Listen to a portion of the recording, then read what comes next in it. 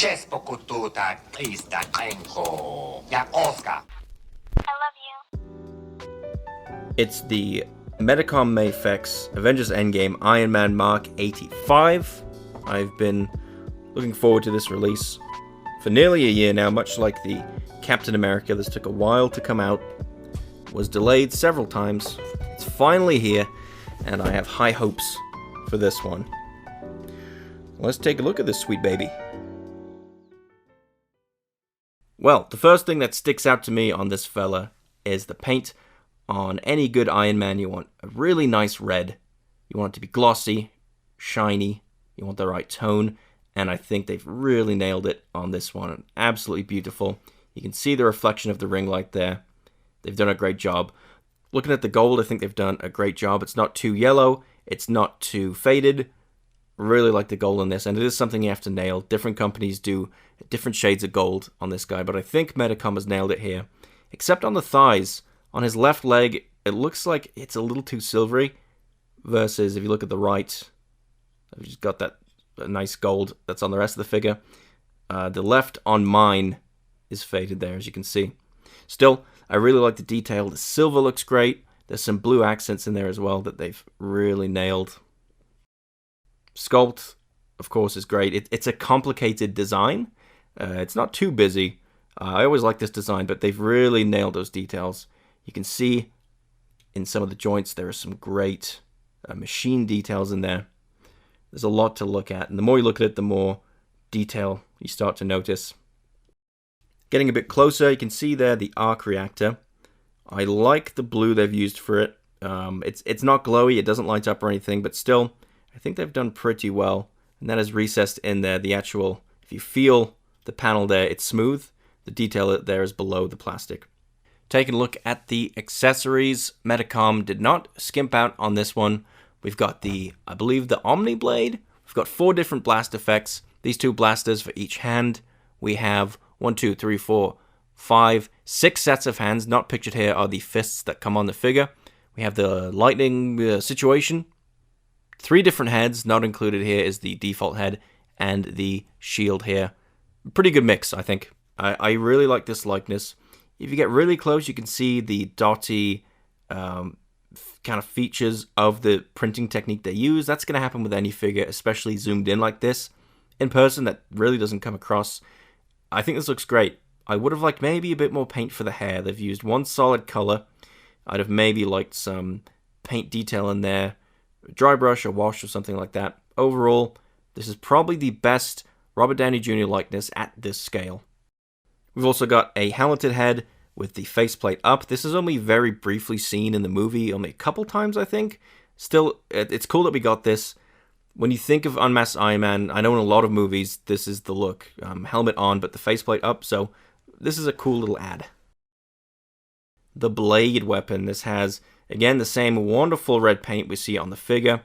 Very slight blue to the blade itself, and just some great sculpted details in there. Very rigid plastic. It doesn't feel brittle, but it's not going to move on you or like close up on you. I had that issue with the Hasbro version. The blades tended to move a lot when you messed around with it. They were very rubbery. This feels solid, and I love the detail. The lightning refocuser, which clips onto the back, looks great. We have a little arc reactor, and again, just a ton of detail, even on the back here. Now, the effects parts don't clip onto this. I believe with 1 or 2 of the Figuarts releases that had this, there were effects parts, blast pods you could put on this. Nothing like that with the MAFEX release. We have 2 of these little crab claw blaster things. These are great, more blue detail there. And on the inside you have these kind of teeth.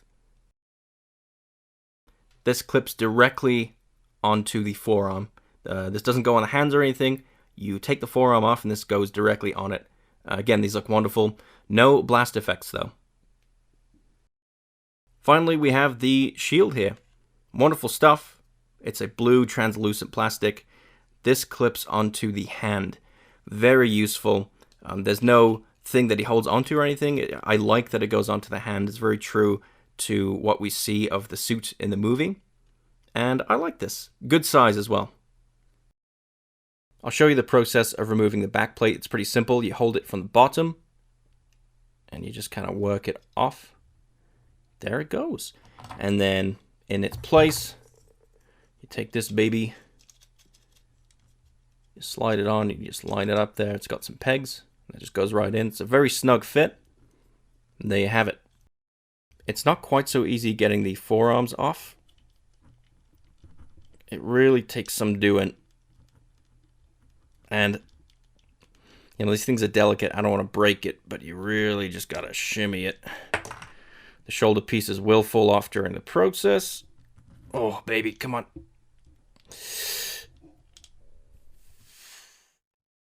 "20 minutes later." All right, I managed to get one of these off screen. I found that bending the elbow helped a lot with getting that off. And then you simply click that in.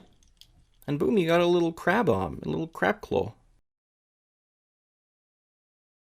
There is also an interchangeable arm piece for the Nano Gauntlet and 2 Nano Gauntlet hands. So we have this open palm one here, and you can see the detail on these is different. There's more gold on the Nano Gauntlet arm. And looking more closely at the gauntlet itself, great paint detail on these stones. Excellent stuff. And you do still get a repulsor hand on this side.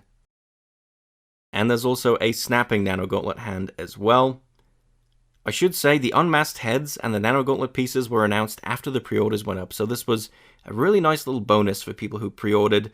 There was no price increase at all, you just got these bonus accessories.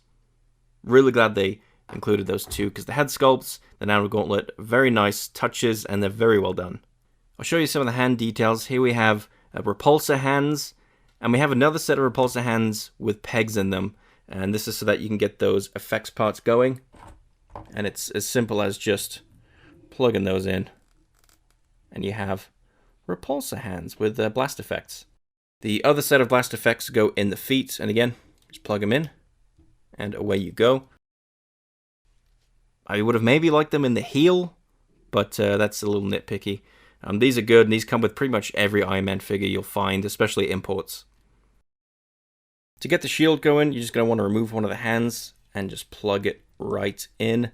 I really like this. The shield for the Hasbro one had a clip on it, and it wouldn't sit perpendicular to the arm as it does in the movie. So you can have him standing like this with the shield on. It looks great, and this is how it should be.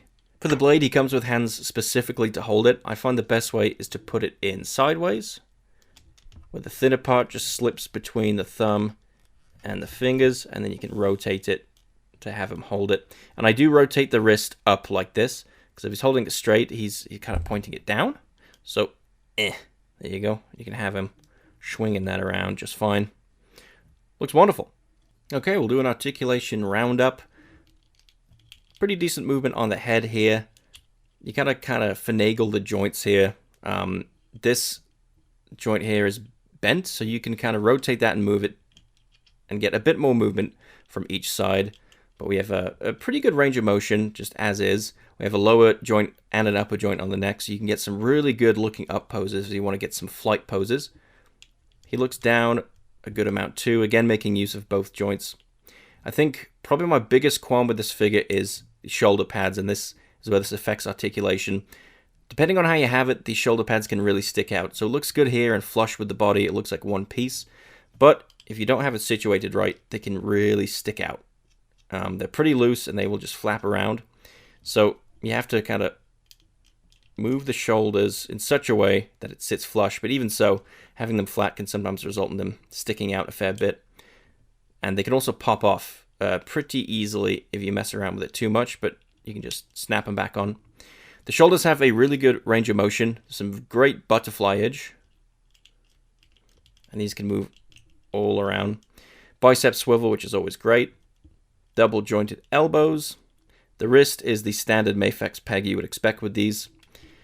We have 2 bits of articulation in the torso here. The upper bit more so. That's going to give you the most movement. Or some decent swivel on the lower bit. Go side to side a fair amount. The legs here, they don't move very far forward or very far out. Something that can help this is the fact that you can pop them down like that. And you see this on a lot of import figures. That'll give you a bit more range there. And out there. I'm careful with this. I feel like this could break some of these pieces around here, but pretty good overall. We do have a bit of swivel here, but the armor gets in the way, really prohibits some of that. Double jointed knee, goes about that far back. Something I love about the feet is this little piece. If you move it back, that piece will move up. You'll have to move it back like that, but that's really nice. I should say as well, these feet are die cast, so you're not going to have too much trouble standing it. It's got some good weight to it. Something that Fig Arts has done with their Iron Man for a long time. We have a tiny bit of swivel on the feet. Not great. And we do have a toe joint. I haven't been able to move them, and I really don't want to force it too much, but you can get a bit of movement there. And very far down, so for you downward toe fans, they have got you covered. I'll swap some parts out for you here. For the unmasked Tony head, that comes with a full neck. So you just pop the whole neck off, and that can be a bit of an issue. I mean, it's not too hard, but you'll have to go back and take the rest of the neck off if just the head comes off with you. A little finicky, but not too bad. You just pop on the neck there with the exposed skin. Bop. There it is. Here we have the Trinity. It's the MAFEX Infinity War Thor, Endgame Iron Man, and Endgame Captain America. For me, this is the Trinity. I'm going to be skipping the Endgame Thor just because I like the Infinity War one a bit better. It's cool seeing them together. They're about the same height to my eye, which I'm okay with. I know there are some Thor purists who think he should be way taller. I like this scale. Yeah, this works for me. I also dug up some other Iron Men from other toy lines from years past. We have the Revoltech Mark III Iron Man. Look at that pinhead.